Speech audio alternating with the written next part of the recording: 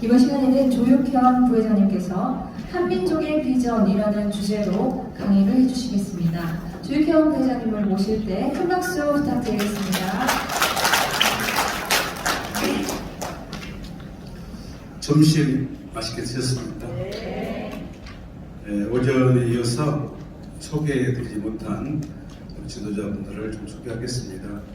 특히 전남 해남의 이순희 의원님을 전 의장님이신데 전 의원으로 제가 소개를 잘못한 것 같습니다. 사과하셨습니다.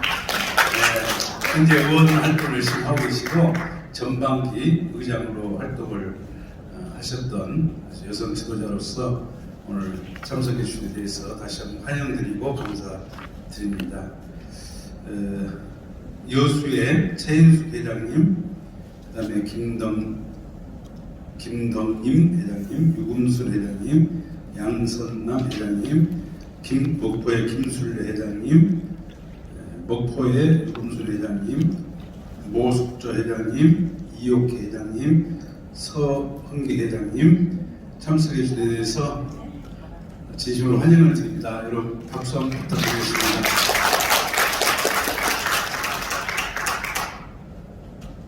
전북에서 오신 지도자분을 소개하지 못한 분이 계십니다. 고창의 김공래 이사장님, 그 다음에 김순자 이사님, 김현자 회장님, 김금남 회장님, 김경자 회장님, 오명순 회장님, 이영순 회장님, 그리고 우리 임실의 이경혜 지부장님, 최윤아 지부장님, 그리고 강경우 상임 고문님 참석해 주셨습니다. 환영의 박수를 부탁드리겠습니다. 강의가 마쳐지게 되면은 약간 소감 발표하면서 인사 나눌 시간이 있기 때문에 이 정도로 소개를 드리고 주어진 시간에 여러분들에게 강의를 해 올리겠습니다. 이 시간에는 하나님의 섭리로 바라본 인류 역사 속의 한반도의 비전에 대해서 강의를 준비했습니다. 우리가 양심의 소리를 들으면 스스로의 양심에 비추어 후회하지 않는 인생을 산다고 합니다. 그리고 역사의 음성을 듣고 사는 사람은 역사를 두고 후회하지 않는 인생을 산다고 합니다.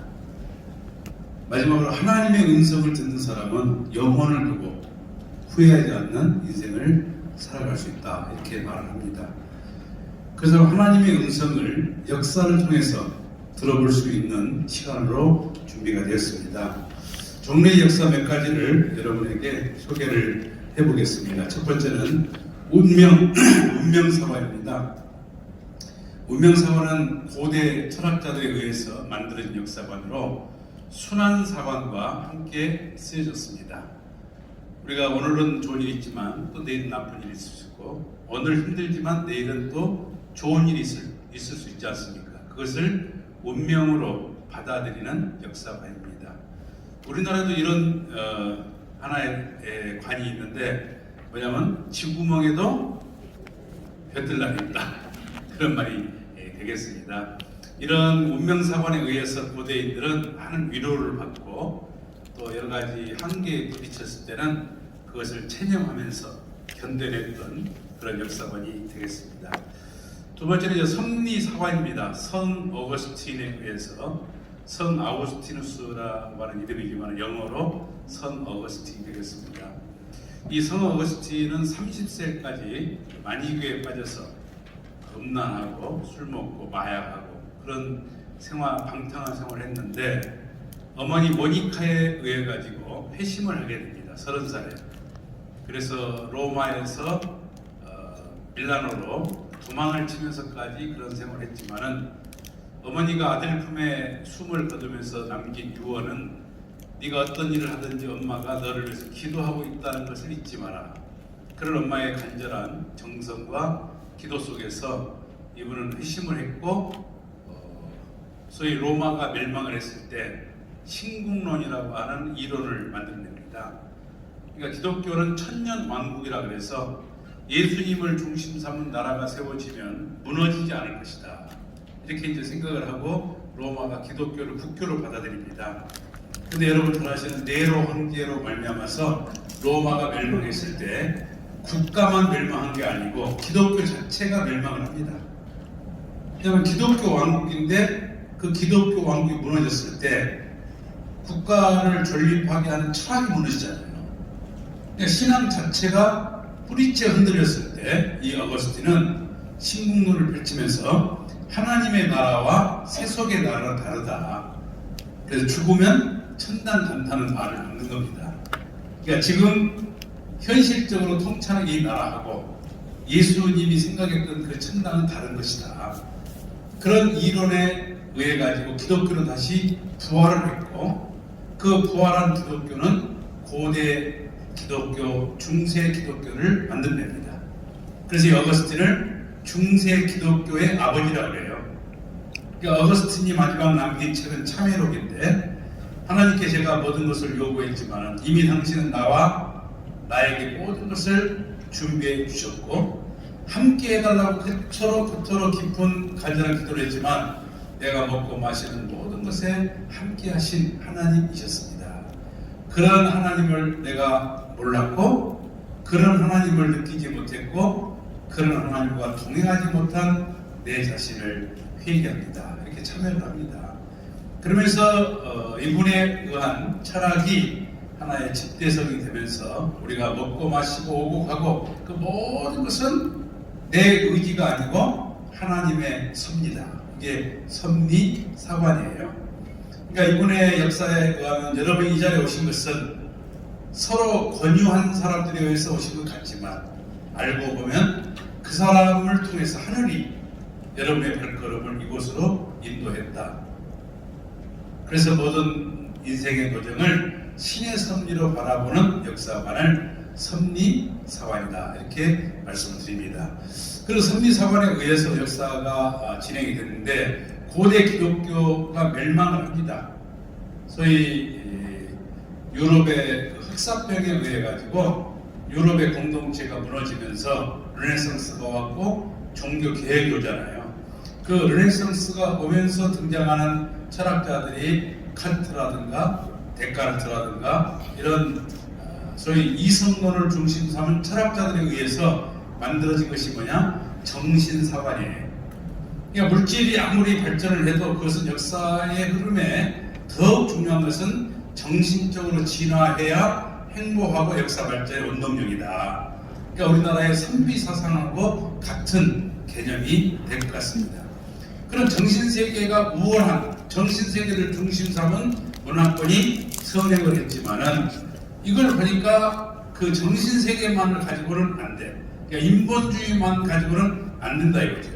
그러니까 해겔에 우파와 좌파가 있었는데 그 좌파들에 의해 가지고 예수전이라든가 포엘바라든가 이런 분들에 의해서 유물론이 집대성돼요. 그래서 막스와 엥겔스에 의해서 유물변증법이 만들어졌고 그 유물변증법에 의해서 등장하는 역사관을 유물사관이다. 이렇게 말씀드립니다. 그리고 마지막으로 우리가 조명했던 것은 토인비 교수에 의한 역사의 연구입니다.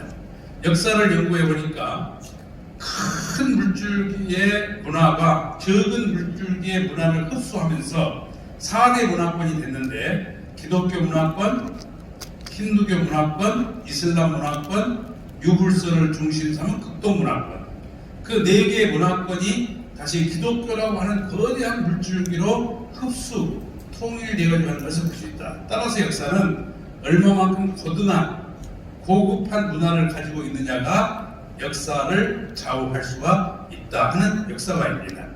그런데 이렇게 바라보는 관점은 다 달랐어요. 근데 공통 분모가 뭐냐? 그 역사에는 종말이 온다 하는 얘기입니다. 역사를 다른 말로 비유를 해보게 된다면 이 지구라는 무대 위에 배우가 있는데 주연 배우도 있고 조연 배우도 있고 엑스트라도 있어요.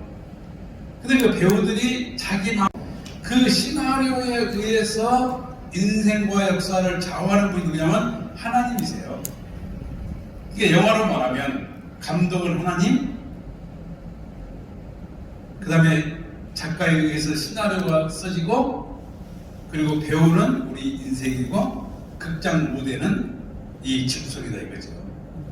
그러니까 영화를 촬영하다가 감독 마음대로 안 되게 되면 커트를 하고 다시 찍는 것처럼 하나님의 뜻대로 역사가 출발하지 못했기 때문에 그 역사를 종말 짓고 새로운 역사를 출발시킨다 하는 개념이 되겠습니다. 그래서 모든 것은 끝이 온다 이거예요. 그런데 왜 끝이 와야 되는가를 말하는 역사학자나 철학자는 없습니다.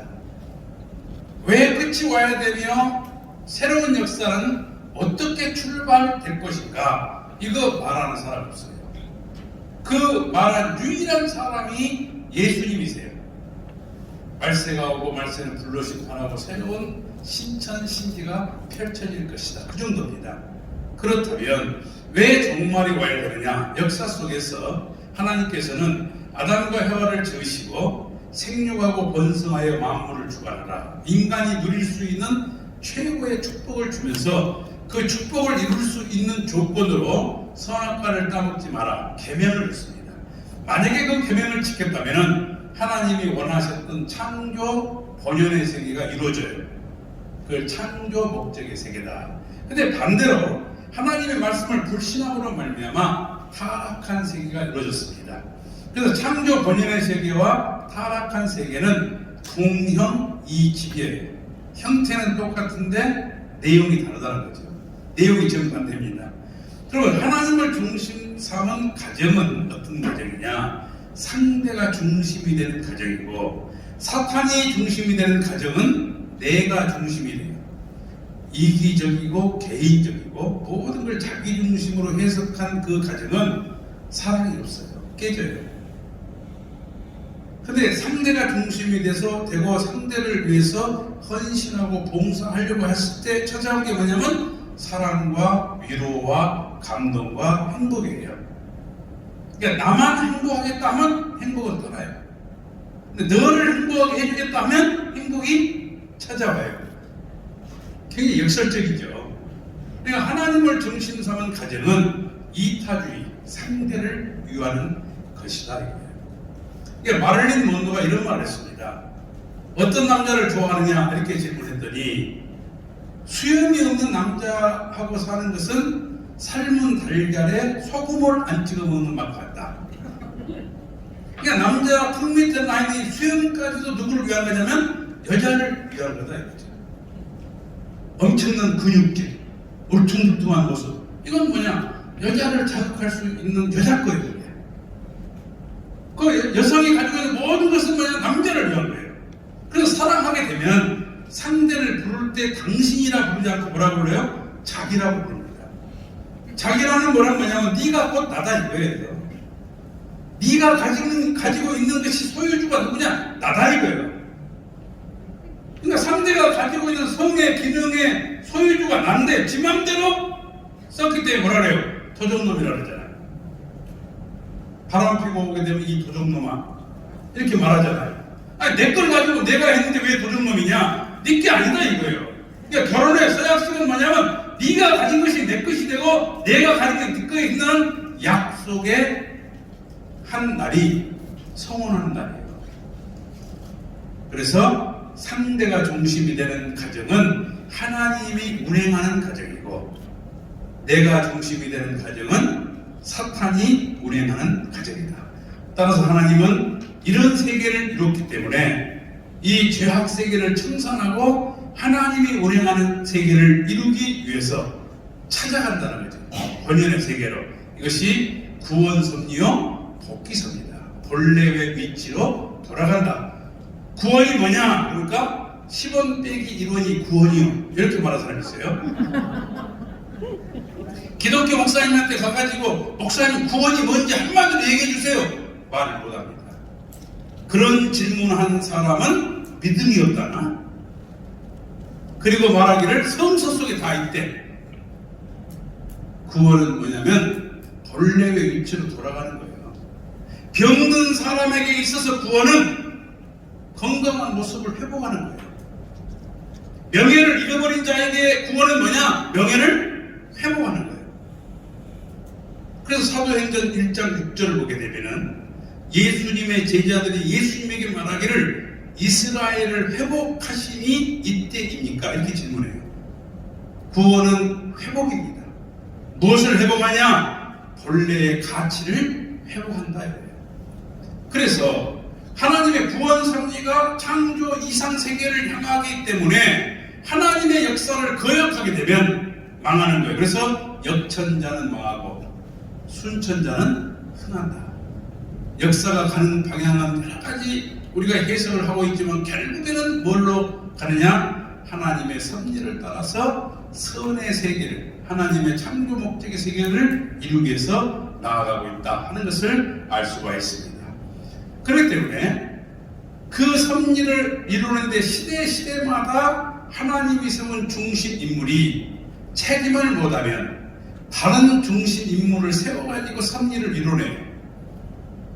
그러니까 나를 절대적으로 예정한 것이 아니고 내가 책임을 못하면 나와 같은 사명자가 나와가지고 그 섭리를 담당하기 때문에 이런 현상이 벌어지는 것입니다.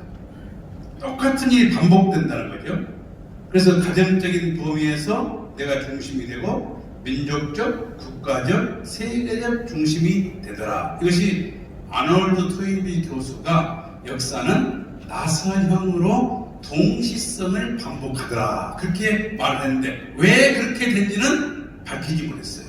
그것이 왜 그렇게 되느냐 하는 것은 전 시대의 역사 노정을 이 시대에 태어난 사람이 대신해서 탕감, 빚을 갚고 새로운 역사를 펼쳐나간다 하는 것입니다.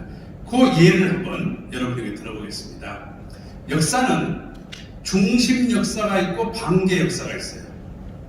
그러니까 예수님이 이 땅에 태어나기 소위 BC, 그러니까 AD 전 역사의 중심 사료는 유대 역사입니다. 이스라엘 역사예요.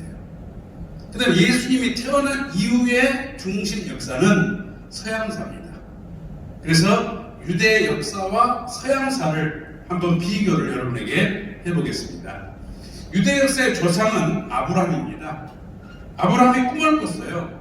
그런데 고향을 떠나서 민족을 세워라. 그렇게 계시를 받습니다. 그런데 아브라함이 참 재밌어요. 하나님, 무엇으로 그 약속을 믿을 수가 있겠습니까? 했더니 하나님이 비둘기와 양과 암소를 쪼개서 제사를 드리면 내가 징표를 내려주겠다 했는데 아브라함이 양과 암소는 쪼갰지만 비둘기는 선과 악으로 분립을 안 했어요. 그러니까 그 비둘기에 솔개가 등장했고 그 솔개가 등장해서 악이 사탄이 침범했다는 하나님의 음성과 더불어 너는 너의 후손들이 이방 나라에 가서 400년간 종살이 하게 될 것이다. 이렇게 말을 합니다. 그게 이제 구약시대에 시작되는 거예요. 그래서 아브라함의 후손들은 애굽, 지금의 이집트에 가서 400년 동안 종살을 하게 되고 430년이 되었을 때 모세라고 하는 민족적 지도자에 의해서 그들이 탈출을 합니다. 이것을 출애굽기라고 해요. 성서에 출애굽하는 역사를 묘사해 놓은 것을 출애굽기라 이렇게 말합니다. 그리고 모세에 의해 가지고 출애굽을 해서 이스라엘 나라에 입성을 해가지고 그 나라에서 모세가 유언을 남기기를 다시는 사람을 왕으로 섬기지 마라 이렇게 유언을 남깁니다. 그냥 왕을 섬기면 너희들을 독재하고 너희들 등에다가 채찍을 가할 테니 사람을 섬기지 마라. 이게 우상 숭배입니다. 그래서 선지자들이 나라를 통치하는 시대를 사사시대 400년이라고 그래요. 근데 사사시대 400년이 지나다 보니까 그 이웃 나라의 바빌론, 페르시아 이런 나라들이 군대를 형성해가지고 굉장히 강한 나라가 돼요. 그러니까 이스라엘 백성들이 불안하니까 사무엘 선지자에게 가서 우리에게도 왕을 세워주시오 이렇게 부탁을 해요. 그러니까 사무엘 선지자가 말하기를 너희에게 다시 왕을 세워주면 그 왕이 너희들을 핍박할 텐데 왜 왕을 굳이 세우려고 하느냐 그랬더니 심히 불안합니다. 왜? 이웃나라에 강한 그 군대가 쳐들어올까봐 심히 불안하다는 거죠. 그래서 세운 왕이 사울왕 그리고 다윗왕 솔로몬 왕입니다. 그러니까 다윗이 바람을 피워갖고 난 아들이 솔로몬이에요. 그래서 사울왕 40년, 다윗왕 40년, 솔로몬왕 40년에서 120년이 지금의 이스라엘 나라가 가장 강성했던 통일 왕국 시대가 되겠습니다. 그리고 솔로몬에게는 자식이 많이 있었는데 왜? 부인들이 1000명이 넘었잖아요. 근데 그 중에서 성서 속에 등장한 아들은 셋이에요. 그 세 아들이 아버지의 유업을 받아가지고 나라를 3개로 나눕니다. 나눠주면 망하는 거예요. 그래서 그 한 아들이 합치면서 남북 왕조 분립 시대가 400년 돼요. 그러니까 400년 동안 서로 싸우다 보니까 국력이 완전히 바닥이 납니다.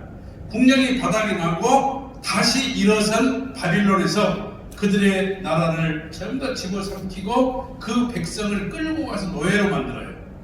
그러니까 바빌론으로 포로 갔다가 다시 돌아온 연수가 210년이 걸립니다. 우리는 일본에게 40년 식민했잖아요. 근데 이 사람들은 끌려갔다가 정말 질긴 민족이죠. 210년 동안 종사를 하고 있는 그들에게 나타난 선지자가 말라기 선지자예요. 성서 속에 나오는 이 선지자들은 대부분 독립운동가들입니다. 우리말로 말하면. 그러니까 말라기 선지자가 너희들이 지금까지 그렇게 힘들었지만 크고 두려운 날이 이르게 되면은 이웃나라 강대국들이 전부 다 우리에게 무릎을 꿇고 우리가 조공을 받고 영영 세세토록 무너지지 않는 왕국이 만들어질 테니 고향으로 돌아가서 성전을 짓고 예배를 드리고 우리가 하나님 섬기는데 앞장서야 된다 했을 때 이스라엘 백성이 말라기 반을 듣고 전부 다 고향으로 돌아가서 성전을 짓고 그 작업이 400년 되었을 때 누가 오느냐? 예수님이 등장을 해요. 그러니까 예수님이 등장하기까지 이 역사의 도정은 역사를 한마디로 말하면 뭐냐면 예수님이 이 땅에 태어나게 한 역사다. 그러니까 예수님은 400년, 400년, 120년, 400년, 210년, 400년 하면 1930년이에요. 그러니까 1930년의 역사의 결실체로 태어나신 분이 누구냐? 예수 그리스도라는 거죠. 근데 이 역사의 목적을 완성하기 위해서는 이 지상에 있는 사람들이 예수님의 뜻을 받들고 예수님의 비전과 하나 돼가지고 뜻을 이뤄야 되는데 예수를 십자가에 매달아 죽여버린 거예요.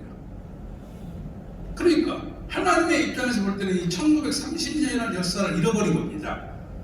농부가 농사를 지어서 가을에 추수를 해야 되는데 태풍이 몰아치고 그걸 다 잃어버렸다. 그럼 어떻게 됩니까? 봄을 기다리잖아요. 봄에 다시 씨를 뿌려야 되는 거 아닙니까? 이게 순리고 자연의 이치다 이거죠. 마찬가지로 하나님의 섭리도 잃어버린 이 역사를 다시 찾기 위해서 예수님은 아브라함을 중심 삼고 애굽고요 400년을 빚을 갚는 걸 탕감복귀라고 합니다. 탕감복귀하기 위해서 로마 박해 400년이 왔고 모세와 같은 인물이 누구냐면 성 어거스틴이에요. 모세에 의해서 모세 오경이 만들어졌고 모세 오경에 의해서 유대인들이 교육을 받았던 것처럼 성 어거스틴의 신국론에 의해서 중세 기독교가 부흥 바로 서는 역사가 펼쳐지게 됩니다. 그리고 마찬가지로 사사시대와 같은 것이 뭐냐면 교우장제 기독교 왕에게 축도를 해야만이 왕이 되는 거고 그 왕은 기독교의 교우장을 섬기면서 치인을 하게 돼 있어요. 그러니까 지금의 왕이 가지고 있는 권한을 기독교 교우장들이 가졌어요. 이때 오늘의 유럽 사회가 만들어집니다. 이때는 예수 이름으로 도로가 만들어지고 예수 이름으로 성전이 지어지고 예수 이름으로 빌딩이 만들어져요. 저도 영국에서 생활을 좀 했습니다만은 영국은 도로가 좁아요. 도로가 좁은데 확장 공사를 못해요. 왜 못하냐? 모든 건물이 문화재예요. 그러니까 개선을 못하는 거예요. 왜? 주님의 이름으로 다 만들어졌어요. 근데 정말 그게 대단하다는 거죠. 밀라노의 돔 성당은 그 건축한 횟수가 600년이에요. 거기는 그 광야에 대리석이 안 나와요. 근데 대리석을 실기 위해서 운하를 팠어요. 운하를 파가지고 뗏목에 실어서 대리석을 실으다가 그 성당을 지었어요. 운하를 파가지고 대리석을 싣고 오는데 200년 걸립니다. 그걸 누가 하겠습니까? 사람이? No. 권력이? No. 예수 이름으로. 그러니까 교부장제 기독교 시대에는 예수 이름으로 모든 것이 되던 시대예요. 그런데 콘스탄티노플이 로마에서 이 교구 본부를 어디로 옮기냐면 지금의 터키 이스탄불로 옮깁니다. 이스탄불로 옮겨가지고 소피아 성당을 짓고 그 소피아 성당에서 기도하기를 하나님 아버지 내가 솔로몬을 이겼습니다. 그러니까 솔로몬이 만든 성당은 예루살렘 성당이에요. 그 예루살렘 성당보다 더 웅장하고 더 아름답고 더 멋진 성당을 내가 지어서 바칩니다 하면서 유럽의 수도가 이스탄불이 됩니다. 그러니까 이스탄불을 그랬잖아요. 괴테는 뭐라 그랬냐, 이 세상에 하나님에 의해서 전시된 박물관이 이스탄불이다 이렇게 말을 합니다. 저는 세계를 다녀봤지만 한 도시의 가장 아름다운 도시는 저는 이스탄불이라고 해요. 그러니까 이스탄불로 권력이 옮겨가니까 로마 교구장이 머리를 썼습니다. 권력을 다시 잡기 위해서 국왕에게 축도를 해가지고 황제로 세워. 그러니까 국왕이 황제가 되니까 자기는 뭐가 돼요? 교황이 되잖아요. 그러니까 교구장에 의해서 축도를 받아가지고 황제가 된 그 사람을 찰스 황제 1세, 2세, 3세라고 합니다.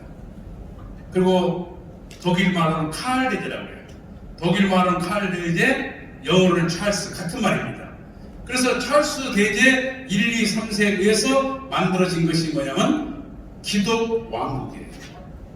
이때 이제 엄청난 군대가 형성이 돼. 교황 밑에 기사들이 형성이 되면서 영토를 빼앗고 권력을 빼앗는 그런 형국으로 치닫게 되면서 동서왕조가 나눠져요. 독일을 중심 삼고 동프랑크와 서프랑크로 이렇게 나뉘어지게 됩니다. 그 동프랑크와 서프랑크로 나눠지면서 이제 십자군 전쟁이 일어나요. 이제 십자군 전쟁이 일어나면서 교황들이 거느리고 있었던 기사들이 다 죽어. 그러니까 피폐해진 거 아닙니까? 그리고 교황들의 부패가 드러나기 시작해요. 그러니까 교황이 힘이 없으니까 황제가 교황을 세워버려요. 하나님을 대신하고 예수님을 대신한 것이 교황인데 그 교황을 국왕이 세속적인 권력을 가진 자가 만들어버린다.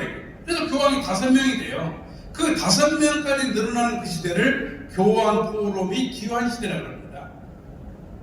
이게 다시 교황이 하나로 로마 교황청을 중심 삼고 통일이 되었는데 교황의 권위가 땅에 떨어졌으니까 그 권위를 세우기 위해서 베드로 성당을 짓게 됐고 그 베드로 성당을 짓는데 200년이 걸립니다. 그 성당을 짓기에 돈이 필요하잖아요. 그래서 면제부를 팔게 됐고 그것이 도화선이 돼서 마르틴 루터와 그 다음에 칼뱅을 중심 삼고 종교 개혁이 일어납니다. 그 종교 개혁에 의해 가지고 천주교를 중심 삼은 하나의 신부들의 절대 권력에서 모든 사람이 하나님을 직접 만나고 성서를 직접 보고 직접 예배 드릴 수 있는, 하나님 앞에 직접 기도할 수 있는 그런 개신교 시대가 열리게 됩니다. 그리고 400년이 지나면 다시 재림 주님이 이 땅에 오셔야 된다 하는 것이 역사의 음성입니다. 자, 여러분들이, 저도 역사의 전문가는 아닙니다. 여러분들이 이렇게 바라보게 될 때 제가 이런 강의를 하게 되면 그런 말을 해요. 야, 어떻게 두부모를 자르듯이 저렇게 맞춰놨냐? 누가 맞춰놨는지는 모르지만 진짜 머리 좋은 사람이 했나 보다 이렇게 말합니다. 반론을 할 수 없고. 그런데 제가 경험한 한 말씀을 드린다면은, 영국에 가게 되면 이제 인종차별이 굉장히 심합니다. 그러니까 우리 유학생들이 의지할 곳이 없기 때문에 종교가 달라도 우리 통일교의 의지를 많이 해요. 어디 아르바이트를 좀 하고 싶은데 알선해 주세요, 이런 게 많아요. 그러니까 제가 영국에 있을 때 종교가 다른 유학생들이 우리 교회에 와서 추석을 맞게 됐어요. 추석을 맞이해가지고 이런, 지금은 호텔을 왔습니다. 영국에는 군주들이 살았던 곳을 우리가 사가지고 연수원을 쓰고 있는데, 그곳을 이제 가니까 잔디가 있고 막 모닥불을 펴놓고 기타를 치면서 이제 명제를 보내면서 이런 강의를 하게 됐어요. 제가 이 강의를 했어요. 그러니까 지금 이 강의를 영국에서 하게 되면 뭐죠? 이 역사의 중심지잖아요. 근데 거기 한남이라고 서양사를 전공한 학생이 있었어요. 그 학생이 이 강의 끝나자 막 우는 거예요. 그 우는 이유인 즉슨 알아보니 자기가 이 역사를 손바닥을 들여다보니 다 알고 있는 내용이라는 거예요. 그런데 어찌하여서 자기는 이런 관점으로, 하나님의 섭리적 관점으로 이 역사를 바라보지 못했냐 이거예요.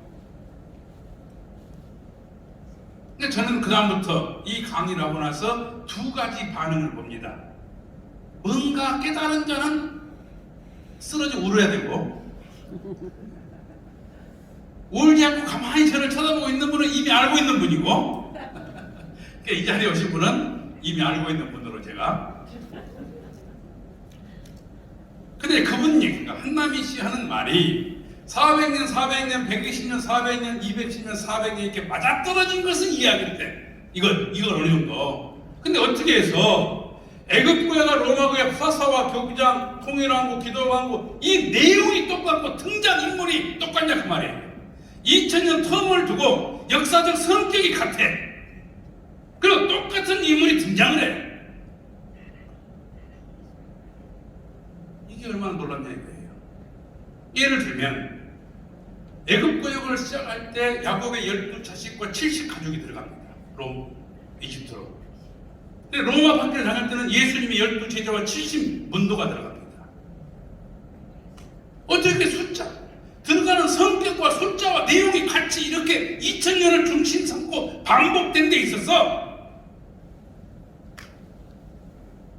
이 역사의 배후에 하나님이 계시지 않는다고 말할 수가 있겠냐 그 말이에요.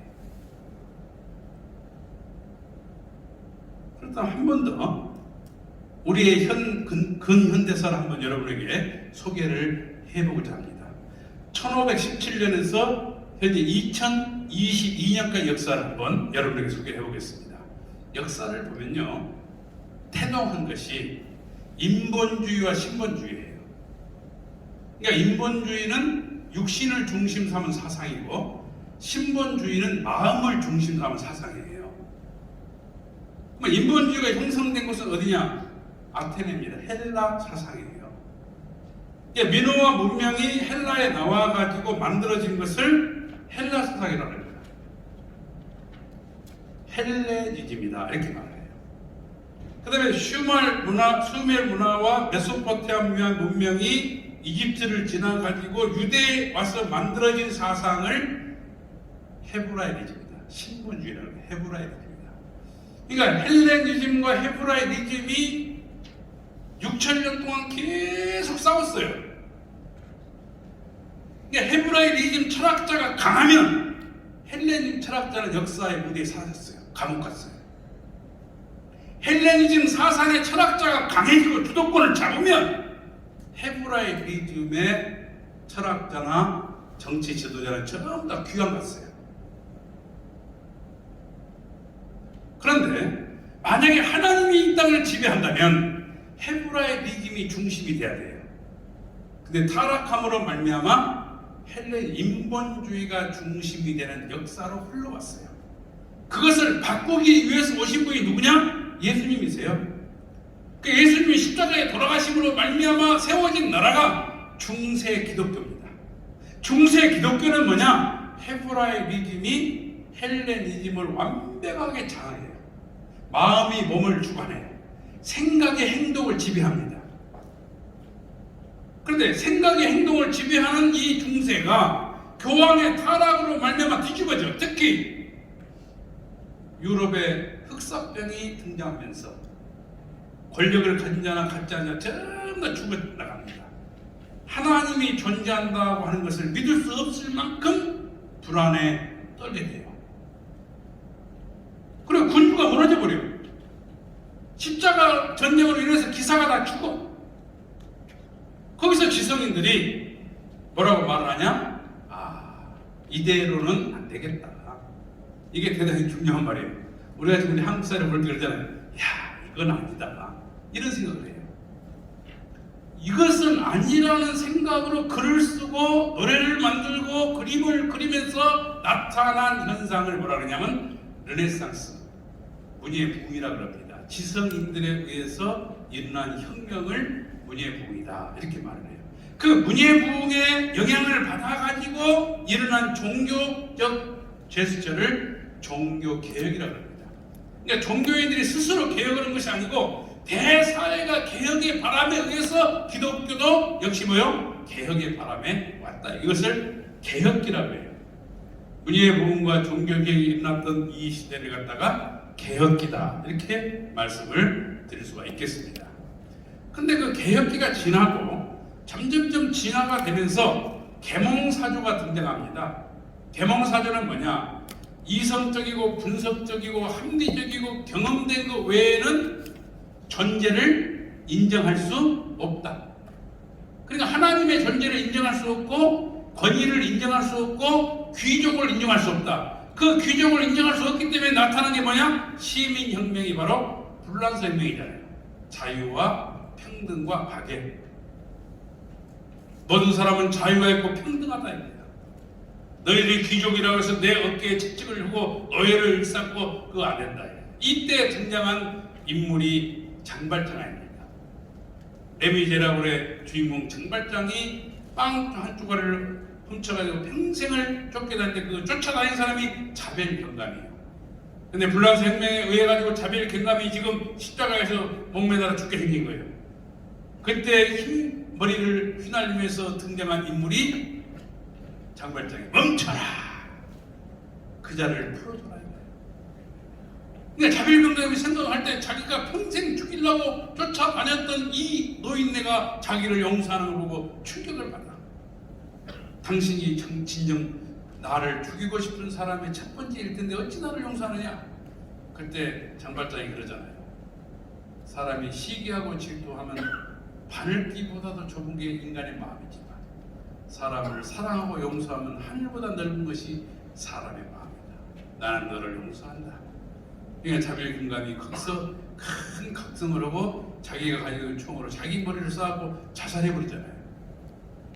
그런 낭만적인 소설이 나오면서 인본주의, 인간이 가지고 있는 율적 본질은 사랑인데 그 사랑을 하나님에게 뺏겨버렸어. 하나님을 부정할 때 그 사랑을 내가 뺏어올 수 있고 그 사랑에 내가 주인공이 되고 아름다운 인본주의로서 인간이 사랑할 수 있는 모든 행복을 누릴 수 있다 이거예요.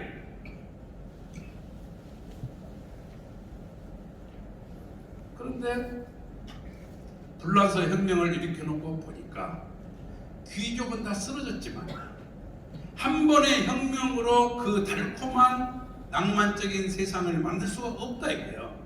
그러니까 이것이 지속적으로 그런 세계를 추구할 수 있는 사상이 필요하다고 생각했어요. 그래서 세속적인 인본주의가 뭐냐? 공산주의예요. 그러니까 막스와 엥겔스가 유물 변증법을 집대성시킵니다. 헤겔의 좌파들과 더불어서 공산주의 사상을 만드는 거예요. 그 공산주의 사상이 만들어졌는데 그것을 실질적으로 혁명의 도구로 삼아가지고 나라를 세운 사람이 누구냐면 볼셰비키예요. 1917년 볼셰비키 혁명에 의해서 세계를 집어삼킬 만한 정치 구도를 가지고 나타나는 것이 소련 아닙니까? 소련. 그렇죠? 자, 그렇다면 종교 개혁은 어떻게 됐을까요? 불란서 혁명으로 인해가지고 이 종교가 살 자리가 없어요. 그러니까 종교인들은 전부 다 산속으로 들어가지고 산속에 수녀가 되고 신부가 됩니다. 그러니까 수녀가 되고 신부가 돼가지고 돌로 산에 있는 길을 내면서 수도 생활하는 거예요. 그러니까 이 사람들을 일깨우고 있으면 밤에 뭐를 해야 돼요? 부흥회를 합니다. 그 부흥회가 뭐냐? 영적 집회예요. 지금 세속의 권력이 우리를 핍박하지만은 하나님께서 주님을 다시 보내시게 되면 저 구름 위에서 천사들의 나팔소리와 함께 등장하게 되면 죄인들은 다 감옥 갈 것이며 오늘 여러분들이 아멘으로 부르짖는 자에게는 하늘의 축복과 사랑과 영영세세토록 무너지지 않는 영생이 있을 줄로 믿습니다. 이렇게 되면 막 그때부터 막 아멘 하면 여러분이 하늘 앞에 바치고 싶은 마음이 있다면 옆에 끼고 있는 반지를 내던질 것이며 반지가 앞으로 막 쏟아져.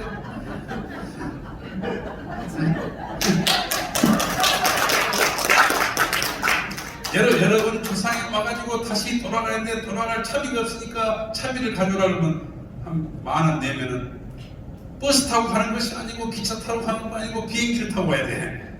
그러면 한 100만 원 내야 돼요. 이제 그런 집회가 벌어지면서 이게 이제 종교가 이제 그렇게 그 세속 세력과 싸우다 보니까 숨어서 해야 되잖아요. 여기서 누가 등장을 해요? 청교도예요. 소위 종교 개혁을 하지 않으면 안 된다. 근데 한번 개혁을 해가지고 막 감옥을 가고 했는데 그거 하면 안 된다 이거예요. 그러니까 지속적인 종교를 개혁해서 세계를 복음화시키지 않으면 안 된다 이거예요. 그래서 전쟁을 불사하겠다 했을 때 영국 성공회를 중심 삼고 그들의 뜻을 받아줍니다. 그 뜻을 받아준 것을 뭐라 그러냐? 명예혁명이요 무혈혁명이라고 해요. 그 명예혁명과 무혈혁명을 완성한 후예들이 들고 있는 것이 뭐냐? 청교도의 운동이고 그 청교도인들은 메이플라워를 타고 103명이 바다를 향해서 뛰어듭니다. 뭘 위해서? 종교 자유를 위해서. 이 세상의 모든 사람들을 구원하기 위한 그 종교 자유를 위한 특권을 세우기 위해서 항해를 하다가 프리모드 항구에 도착한 것이 103명이에요. 그 프리모드 항구에 도착한 사람들을 기념하기 위해서 세운 엠파이어 빌딩이 103층입니다. 그래서 그들이 도착하자마자 교회를 짓고 학교를 짓고 집을 지었는데 1년이 지나니까 103명 가운데서 54명이 죽었어요. 임양들에게 습격을 받았고 짐승들의 먹잇감이 돼가지고 다 죽었어요. 그럼에도 불구하고 자기들이 살 길을 찾는 것이 아니고 교회를 지었어요. 이건 정말 대단한 거예요. 내가 먹고 살겠다고 도망을 한 것이 아니고 모여가지고 교회를 짓고 신앙의 공동체를 이루고 종교 자유를 위해서 그 종교 자유를 동의하는 자는 모두가 아메리칸 드림, 미국 시민이 되는 거예요. 그래서 세운 나라가 민주주의의 본산지인 미국입니다. 미국이라는 나라는 그냥 국가가 아닙니다. 미국이라는 나라는 종교의 상징이에요. 종교의 자유를 위해서 세워진 것이고 하나님을 위해 세운 나라예요. 그러니까 미국은 뭐냐? 하나님의 뜻을 수행해야 돼. 자기 나라 국가 이익을 대변하는 순간 미국은 존립 자체가 안 되는 거예요. 그래서 이처럼 인본주의와 신본주의가 역사를 거듭하고 동구문화를, 해양문화를, 공산주의 철학을 뭐라느냐? 동구문화라고 해요. 민주주의 철학을 해양문화라고 합니다. 동구문화와 해양문화가 전 세계를 한 바퀴 돌아가지고 어디서 부딪히고 있느냐? 한반도에서 부딪힌다고. 마지막. 그래서 공산주의 본산지인 모스크바에서 공부를 해가지고 자유민주주의, 소위 오늘날 민주주의를 해방하고 해서 등장한 인물이 누구냐? 김일성 아닙니까? 그 전쟁도 해방전쟁이라는 6.25를. 그 다음에 미국에서 공부를 해가지고 미국 정부의 힘을 얻어서 종교 자유를 찾아가지고 만든 정부가 1948년 대한민국이잖아요. 대한민국.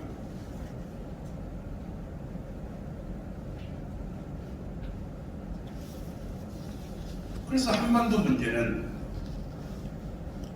세계 문제라는 거예요. 한반도 문제는 우리나라 대한반도의 문제가 아니에요. 그러니까 6.25 때 이 한반도의 공산주의와 민주주의, 인본주의와 신본주의, 소위 하나님과 사탄이 전쟁을 할 때 58개 나라가 동참을 합니다. 우리나라의 군대를 보낸 나라가 16개 나라, 의료봉사가 5개 나라, 의료통과 여러가지 구호폰을 보낸 나라가 합치게 되면 58개 나라가 등장을 해가지고 싸운 전쟁이 바로 6.25 전쟁이에요. 그러니까 한반도에서는 이처럼 사상적으로 나눠졌고 이념적으로 나눠졌기 때문에 그 두 개의 사상을 하나로 합칠 수 있는 인본주의와 신본주의를 하나로 흡수 통일할 수 있는 사상이 이 한반도에서 나올 수밖에 없다 이거예요.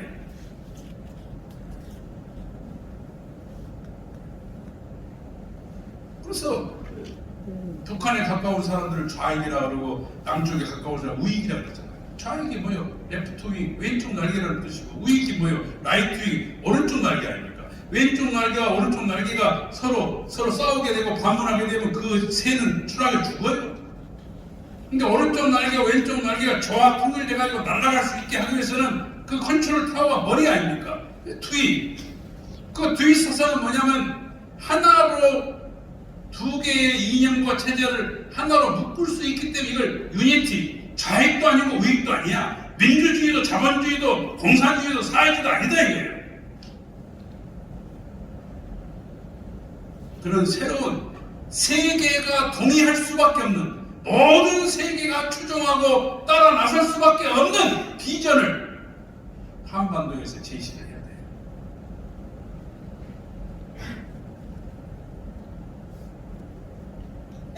그럼 한반도를 한번 바라보겠습니다. 2차 대전은요, 하나님을 섬기는 나라와 하나님을 섬기지 않는 나라가 세 개씩 나라고 싸웠어요. 종교의 자유가 있는 나라 세 나라하고 종교 자유가 없는 나라 세 개 나라가 싸웠어요. 그래서 종교 자유가 있는 나라가 이겼습니다.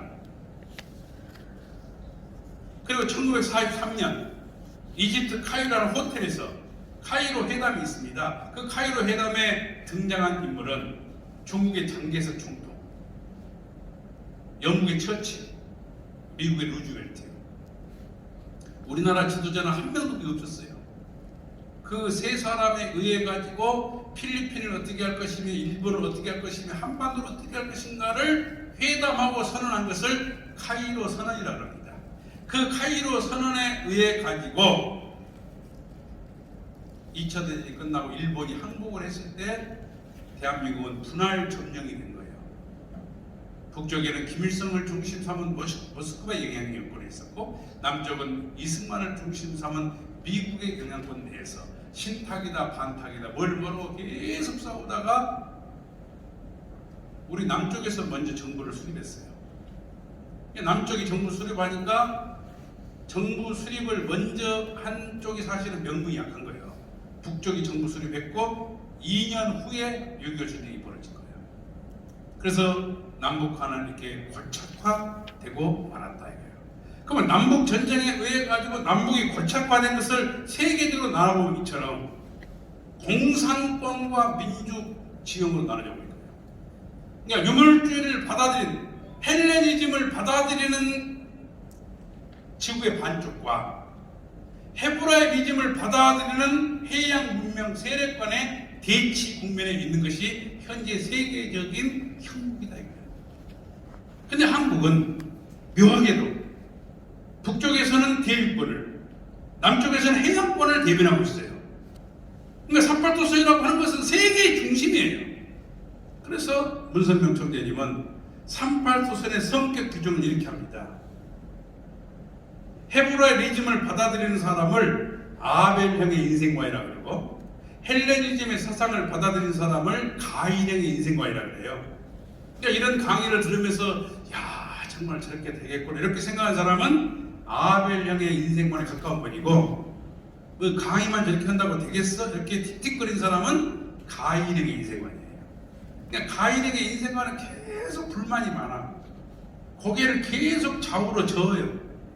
근데 아벨형의 인생관은 계속 고개를 끄덕여요. 아 그렇게 되겠구만. 한국이 중심된 것 같고, 여기 아벨형입니다. 여기까지 오신 분들은 문화적으로 보게 되면 전부 다 아벨형의 인생관을 가지신 분들이 이곳에 함께하고 계신다 하는 것을 저는 당당하게 주장해 드리겠습니다. 신호 없어요? 네. 이처럼 가인에게 인생관은 가인에게 민주주의, 여러분 공산권도 민주주의라고 해요. 가인에게 민주주의는 무신론이요, 유물론이요, 진화론을 받아들입니다. 그러니까 공산주의가 등장하게 된 철학적 배경은 진화론이에요. 그래서 우리나라가 초등학교 다닐 때 우리들 진화론 배웠잖아요. 진화론을 배운 나라의 공산주의 철학은 굉장히 깊이 스며들어요. 그 다음에 아벨령의 인생관은 유신론이요, 유심론이요, 창조론이에요. 이게 대단히 중요해요. 그러니까 진화론이냐, 창조론이냐, 이런 차이예요. 하나님이 계신다는 말은 창조론이고, 하나님이 안 계신다는 말은 진화론이에요. 그래서 그것을 받아들이는 북쪽과 그 다음에 창조론을 받아들이는 남쪽으로 갈라졌는데, 그 사이에 있는 선을 보니 38이다 이거예요. 38. 이걸 파자풀이라고 합니다. 손바닥을 펼쳐보게 되면 하나, 둘, 셋, 가운데 걸렸죠? 넷, 다섯, 여섯, 일곱, 여덟, 오다가다 걸리잖아요. 이것을 중심이다 이거예요. 그래서 한반도는 지정학적 센터고, 기후의 중심이고, 사상의 중심이다 하는 것입니다. 그래서 우리 합주 칠 때 38 광땡 잡으면 끝나버리잖아요. 이것을 뒷받침해 준 게 뭐냐면 뜻글자야. 판문점을 획수를 조사해 보니까 판자가 8획, 점자가 8획, 문자가 8획이요. 8획이 3개니까 38이에요. 그래서 대한민국의 운명이 세계적으로 펼쳐지는 최초는 언제냐? 팔자가 연속 들어갈 때야. 그 언제냐면 1988년 8월 8일 8시 8분 8초. 팔자가 몇 개 들어갔습니까? 이때 88 올림픽을 중심 삼고 세계가 한국으로 집중합니다. 몇 개 나라가 왔느냐? 160개 나라가 와요. 원래 161개 나라가 신청을 했는데 한 나라는 선수가 한 명도 없어. 그래서 우리가 그걸 못 오겠어요. 왜? 161개가 와보면 숫자가 안 맞아요. 160개가 와야 돼요. 왜? 6.25 때도 16개가 싸웠잖아요. 그러니까 10수는 기일수입니다. 10수는 원래대로 돌아가는 수예요. 그러니까 16개 곱하기 10수, 기일수를 하게 되면 160개 나라가 와야 되는 거예요. 그러니까 유관순도 그래서 16세 때 대한독립만세 일어선 겁니다. 우리나라가 유엔에 가입된 것도 160번째예요. 이게 선리적인 숫자다 이거예요. 금메달을 몇 개 땄느냐? 12개 땄습니다. 왜 12개 땄느냐? 인간의 기본형이 12형이야. 자초균묘 진사오의 신유술에 1년에 12달 12달 한 타수가 12자로 예수의 제자도 12명, 모든 성인들의 제자가 12명이에요. 저 나라 갈 때도 진주문을 몇 개가 친다고요? 12진주문. 12개 따야 돼요. 그러니까 원래 11개밖에 못 땄는데 마지막 건투 선수가 딴 것은 그냥 심판이 무서워갖고 우리나라 선수 손들은 거예요. 하도 응원을 세게 하니까 그냥 공항에 빠져나갈 때 죽을까 싶어가지고 우리나라 선수를 들어붙답니다. 그러니까 12개를 따야 어떻게 되느냐? 우리가 4등이 돼. 왜 4등이 돼야 되느냐? 그때가 단기 4321년이요. 거꾸로 세워. 1, 2, 3, 4, 4등이 돼야 되는 거예요. 이 정도 숫자가 맞아야 거짓말도 하는 거 아닙니까? 어? 그래서 38도선을 중심 삼고 하나님의 섭리가 펼쳐지는 시발점이 언제냐면 1988년이다. 그런 뜻을 중심 삼고 한반도를 중심 삼고 모든 세계적인 문제를 풀어야 된다 이렇게 했을 때 세계 각 나라의 지도자들이 제가 한 이 강의에 동의를 해요. 아 그렇다. 한반도 문제는 세계 문제다. 한반도 문제를 풀면 세계 문제가 풀린다 해가지고 국내 지도자 1011명, 해외 지도자 1011명이 합쳐가지고 싱크, 생각을 탱크, 그릇에 담는다 이거예요. 그래서 집단 지성을 통해 가지고 한반도 통일과 세계 평화를 열어나가는 것을 싱크탱크 희망 전진대회다. 거기에 트럼프가 등장합니다. 우리나라를 문제 풀려면 4개 나라가 등장해야 돼요. 미국과 러시아와 중국과 일본이에요. 이 4개 나라의 동의 없이 한반도 평화 안 옵니다. 이 4개 나라의 동의 없이 통일 자체가 안 돼요. 그러니까 앞에도 나왔잖아요. 그 다음에 훈세는 누구예요? 아셈의 의장국이에요. 이 아시아 나라의 전 나라의 의장이에요, 이 사람이. 그냥 단순하게 캄보디아의 대통령이 아닙니다. 이 사람 아셈 의장이에요. 아셈 의장으로서 중국에도 영향을 미칠 수 있고 다 영향을 미칠 수 있어. 그래서 자기 나라의 그 싱크탱크, 소위 기획실에다가 싱크탱크 2022 사무국을 만들고 이 사람이 훈센 대통령과 함께하는 국회 의장이에요. 여성입니다. 이 의장이 앞장서고 일을 하겠다 이거죠. 그리고 남북이 공동 수교한 나라가 157개 나라입니다. 그 157개 나라의 사람들을 이번에 전부 다 초청을 해요. 2월 13일 날. 거기에 오겠다고 사인을 해가지고 지금 한학자 총재에게 올려드리는 그런 내용이 되겠습니다. 트럼프 전 미국 대통령을 비롯한 훈센 캄보디아 총리는 전 세계 전현직 정상들이 한반도 TV 조선이 현재 우리 행사를 주도적으로 방송을 하고 있어요. 194개 나라 100만여 명이 온라인으로 지켜보는 가운데 싱크탱크 2020 희망 전진 대회가 열렸습니다. 도널드 트럼프 전 미국 존경하는 여성 지도자 여러분, 그렇다면 막무가내로 대한민국이 그런 중심이 될 수가 있느냐 하는 문제를 제가 몇 가지만 마지막으로 여러분께 설명을 드리겠습니다. 하나님이 승리를 하기 위해서는 심정의 파트너가 돼야 돼요. 심정의 파트너. 근데 하나님은 우리 인간을 지으실 때 심정적으로 바라볼 때 심정의 파트너가 될 수 있느냐? 예수님은 하나님을 대신해 이 땅에 와가지고 나는 유대의 왕이라고 했습니다. 예수님이 왕이라고 우리는 신하예요. 나는 신랑이요 너희는 신부라고 했어요. 근데 예수님이 신랑이고 우리는 신부예요. 나는 영존하신 아버지로 왔다. 그분이 아버지고 우리는 자녀입니다. 그러니까 인간이 가져야 될 세 가지의 덕목은 효와 충과 열이에요. 그 효와 충과 열을 가진 나라에 하나님이 역사할 수밖에 없다 하는 것입니다. 그렇다면 대한민국은 어떨까요? 요즘 한참 방영되고 있죠. 충신 중에 충신 정몽주. 이 몸이 죽어 이제 몇 번 고쳐줘. 백골이 짙어되어 넋이라도 있고 임양한 일편단심 가실 줄이 있겠느냐. 모든 권력을 주겠다는 거 아닙니까? 모든 권력을 주겠다는데 내가 한번 마음을 준 그 주군을 배신할 수가 없다.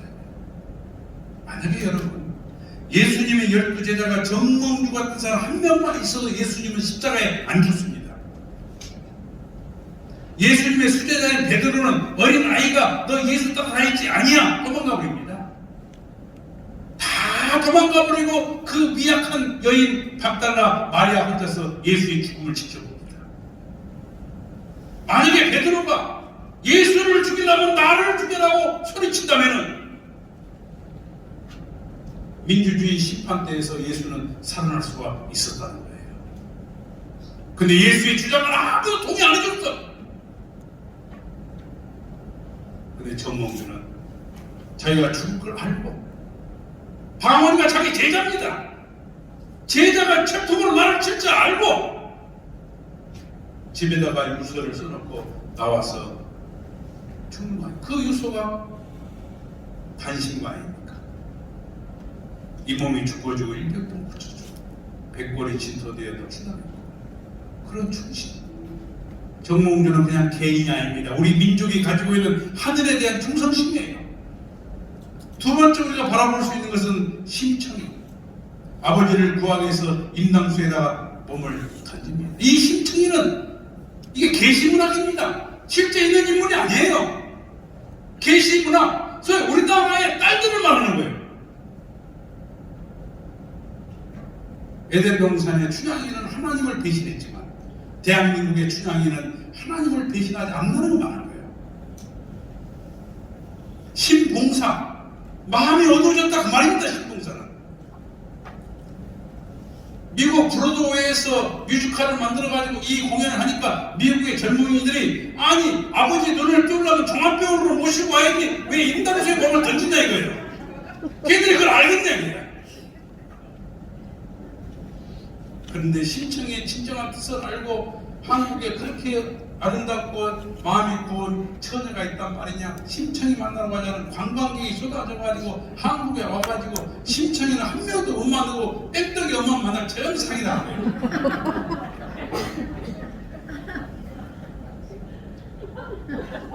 그 다음에 춘향전. 우리 남한에서 왔잖아요 지금 춘향전. 이 춘향이라는 말도 이룰성자 봄춘자 향기향자 봄동산을 이룬다 그 말입니다. 봄의 향기가 나는 꽃동산을 이룰 수 있는 한국 민족을 대변하는 존재야 현춘향이는. 이 노래는 이 몽룡 아니요 꿈몽자 영룡자 꿈 같은 사랑이 하늘에서 내려온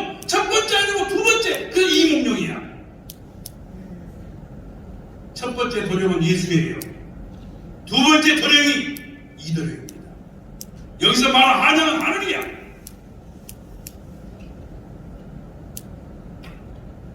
거지로 나타나니까 월매가 내가 미쳤지 너희들 믿고 우리 딸이 그렇게 핍박을 합니다. 월매가.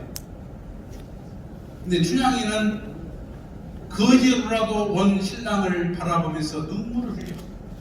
아, 내 사랑을 배신당하지는 않았구나.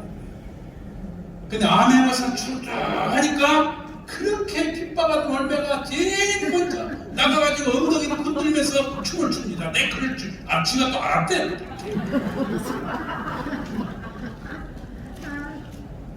반드시 하나님의 뜻이 이루어지게 되면 통일교에 반대했던 사람들이 그때 손들고 나와가지고 내가 여수의 세미나 갔는데 그때 그럴 줄 알았다고 제일 먼저 춤을 출 거야 막.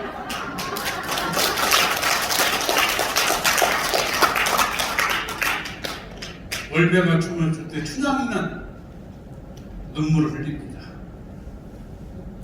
그 순정, 아, 내가 간직했던 그 사랑이 오라구나.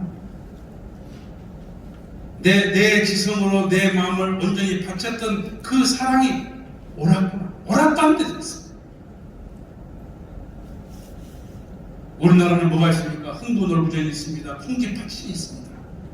심청전, 춘향전, 흥부놀부전, 풍기파친이 뭐냐? 이게 작감, 이상, 심상, 하늘이 계시를 만들어가지고 계시 문학이야 이게. 1년에 판소를 한번 드려야 돼. 그 판소를 누가 만들어줬냐? 하나님이. 하나님을 대신한 중심 민족이 필요했기 때문에 이 민족을 선민으로 그렇게 길러왔다 이거예요.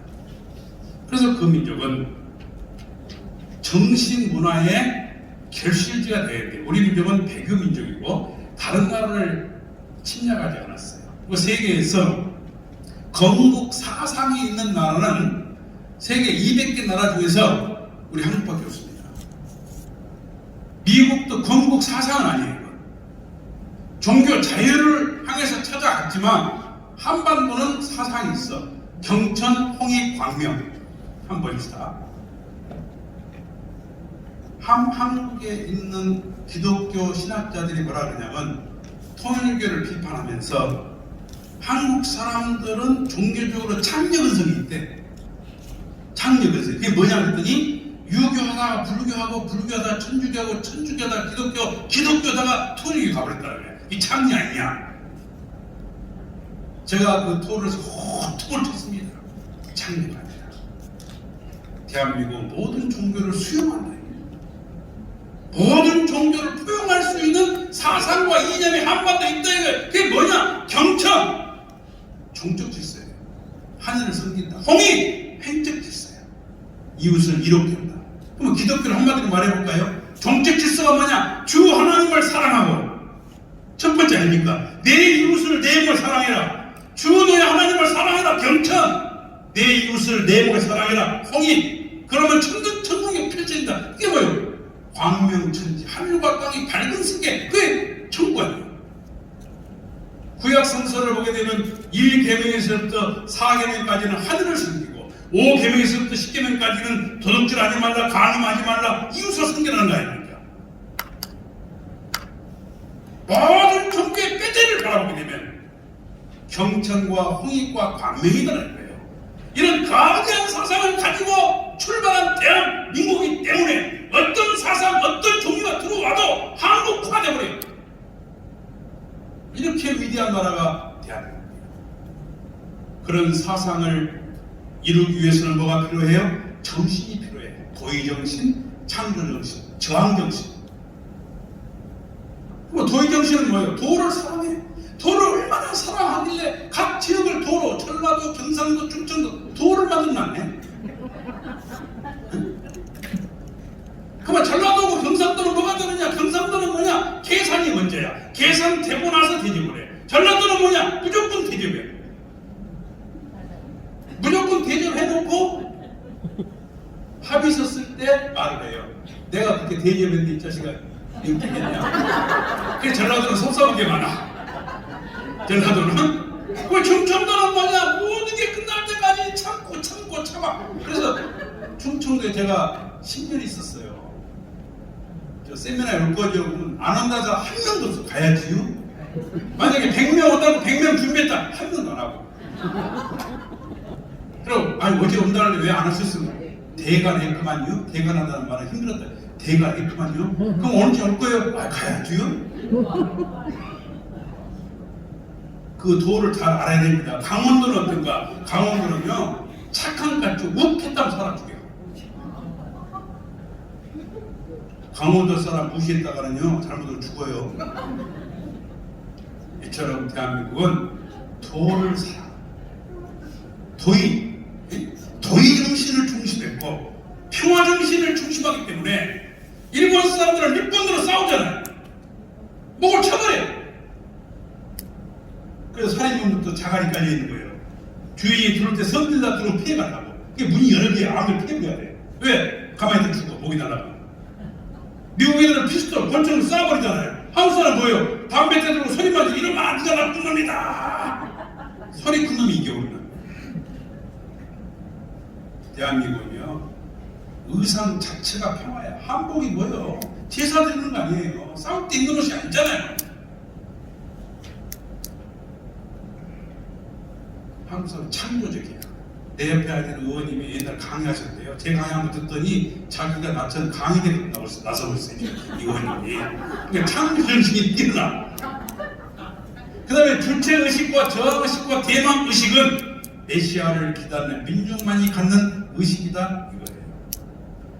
그렇다면 이 민족은 보십시오. 종교에 의한 종적 문화, 과학에 의한 횡적 문화가 하나로 만나게 됩니다. 그래서 세계에서 가장 잘 사는 나라가 되는 것이 대한민국이에요. 솔직히 지난 60년을 돌아보면 정치 잘하는 사람 있었어요? 그렇게 정치를 못하고 다 감옥 갔어요. 근데 대한민국은 100불에서 3만 5천 불이 됐어요. 어떻게 해서 대통령이 감옥 가는데 3만 5천 불이 됩니까? 하나님이 역사하고 이 민족 가운데 뭐가 오고 있냐? 문명이 도달하고 있다 이거예요. 역사를 보게 되면은 그렇습니다. 이집트 대륙에서 고대 문명이 발생을 했고 그 고대 문명은 다시 어디로 가냐? 이태리 반도로 갑니다. 모든 길은 로마로 통한다 하지 않습니까? 그 로마 반도 문명이 영원할 줄 알았는데 이게 다시 영국 도서 문명으로 갑니다. 영국 도서 문명이 영원할 줄 알았는데 80개 나라를 식민지화시켰어요. 해가 지지 않은 나라예요. 근데 이 나라도 하나님의 섭리는 어길 수가 없는 거예요. 이 문명이 세계하면서 다시 아메리칸 대륙으로 갑니다. 아메리칸 대륙에서 대륙을 다시 도서로 움직여. 일본 도서 아닙니까? 일본도 다시 어디로 가느냐? 한반도. 대한민국의 한반도는 세계 문명이 한 바퀴를 돌아가지고 결실을 합니다. 그 한반도가 다시 어디를 향하느냐? 중국 대륙을 중심 삼고 세계화 되게 돼 있어요. 이처럼 한반도는 하나님이 선택한 민족입니다. 하나님의 운세가 지금 한반도에 찾아오고 있다 이거예요. 그 운세를 우리가 어떻게 받아들일 것인가가 참으로 중요하다 하는 말씀인 것입니다. 여러분 역사는 강에서부터 시작합니다. 그래서 나일강, 티그리스강, 유프라테스 강을 중심 삼고 이집트 문명이 형성된 거예요. 그 강에서 다시 지중해 섬이 많은 데로 가. 그 지중해 문화가 만들어져요. 그것이 그리스 아닙니까? 그 그리스 이태리 문명으로 옮겨가요. 그 지중해 문명이 다시 대서양 문명, 영국을 중심 삼고 끝없이 펼쳐지는 바다 문화가 만들어집니다.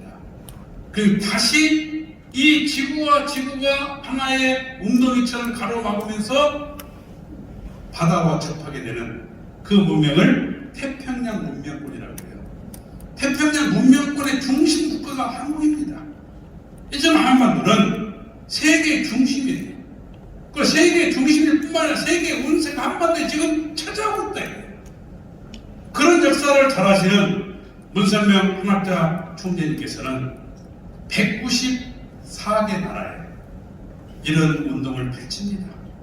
그런데 놀라운 것은 그 나라의 모든 지도자들이 한반도 통일을 위해서 기원을 해요. 한반도 통일을 지지해요. 한반도 통일 없이는 세계 평화가 올 수 없다는 믿음을 그들은 가지고 있어요. 그러니까 세계인들이 한국 사람들을 향해서 자기의 고향분들이다,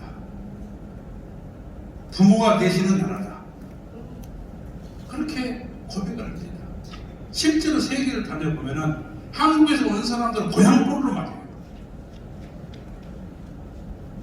이처럼 세계가 한국을 바라보고 한국의 통일과 평화를 지지하는 가운데 이 운동이 펼쳐지고 있다는 사실을 긍정적으로 우리가 받아들이고, 우리 광주, 전남, 전북에서 오신 우리 여성 지도자분들이 특별히 앞장서서 정말 한국의 통일운동, 평화운동, 한국이 세계의 중심이 될 수 있는 이 운동에 앞장서 주실 것을 당당하게 주장해 드리면서 제 강의를 모두 마치겠습니다. 감사합니다. 네, 열정적으로 훌륭한 강의를 해주신 조육현 부회장님께 다시 한번 뜨거운 박수 부탁드리겠습니다. 네, 이번 순서는 소감을 나누는 시간입니다. 먼저 소감을 나누기 전에 여러분의 자리에 소감문 용지를 사전에 나누어 드렸습니다. 짧게나마 오늘 평화통일센터에 대한 소감을 남겨주시면 앞으로의 활동에 큰 도움이 될 것 같습니다. 잠시 한 10분 정도 화장실도 다녀오시고 또 자유로운 분위기 속에서 소감을 작성하시는 시간을 갖도록 하겠습니다. 3시부터 폐회식을 시작하도록 하겠습니다. 짧더라도 꼭 소감문 작성 남겨주시기를 부탁드립니다.